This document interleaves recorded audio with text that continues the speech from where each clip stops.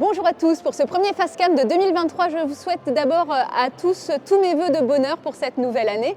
Et pour commencer 2023, j'ai envie de revenir sur les temps forts, les grands événements qui ont marqué l'année écoulée, mon année 2022 en tout cas. Alors c'est parti pour une rétrospective des 12 derniers mois. L'année 2022 a commencé sur les chapeaux de roue. De janvier à juin, le ministère coordonnait pour ces thématiques les réunions des États membres au titre de la présidence française de l'Union européenne. Nos équipes étaient notamment sur place lors de la réunion informelle des ministres chargés de la Justice et des Affaires intérieures qui a eu lieu à Lille en février dernier. En avril, les services du ministère étaient mobilisés pour préparer et organiser les élections présidentielles, puis les législatives en juin. Et les journées électorales organisées à Beauvau avec les journalistes ne manquent pas d'adrénaline entre l'annonce des taux de participation et la remontée des résultats. En juillet, le ministère de l'Intérieur voyait ses champs de compétences s'élargir en devenant ministère de l'Intérieur et des Outre-mer, avec 2 ministres délégués aux collectivités territoriales et désormais à la ruralité et aux Outre-mer, ainsi qu'un secrétariat d'État chargé de la citoyenneté. Au sein même de la délégation à l'information et à la communication, beaucoup de beaux projets ont de nouveau abouti. Un nouveau podcast du ministère de l'Intérieur et des Outre-mer vis-à-vis avec des épisodes marquants comme celui sur les agents secrets de la DGSI, celui sur les dérives sectaires ou encore les coulisses des aéroports. Et la saison 2 arrive très bientôt.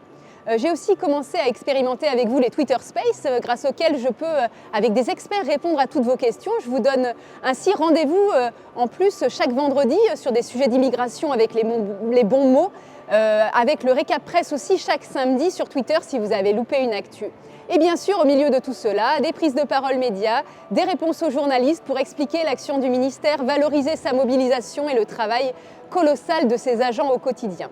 Au cours de cette année, nous avons aussi réalisé un appui scénaristique et organisé plusieurs avant-premières dont nous sommes très fiers. D'abord pour le film Vaillante, un film d'animation sur la thématique de la féminisation du métier des sapeurs-pompiers.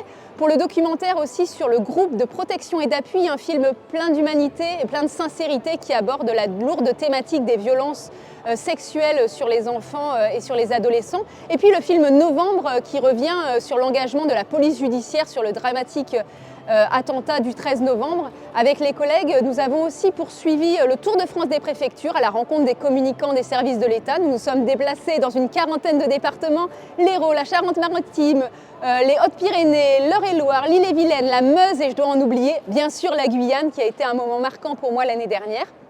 On a été aussi en renfort des préfectures lorsqu'il y avait une forte pression médiatique, par exemple dans les Deux-Sèvres, dans le Var. Pardon à toutes celles que j'oublie. Notre cœur d'action, ce sont vraiment les préfectures. Et après tout cela, quel projet pour 2023 ? D'abord, plein de déplacements encore. À Europol, c'est déjà prévu pour bientôt. En Corse, dans le Cantal, dans les Antilles, Martinique et Guadeloupe. Bien sûr, la préparation de la Coupe du Monde de rugby en 2023, l'organisation des JO 2024 qui va accélérer avec les événements qui approchent. Et qui sait, peut-être, pour 2023, un beau livre sur le ministère de l'Intérieur et des Outre-mer, si ça vous dit.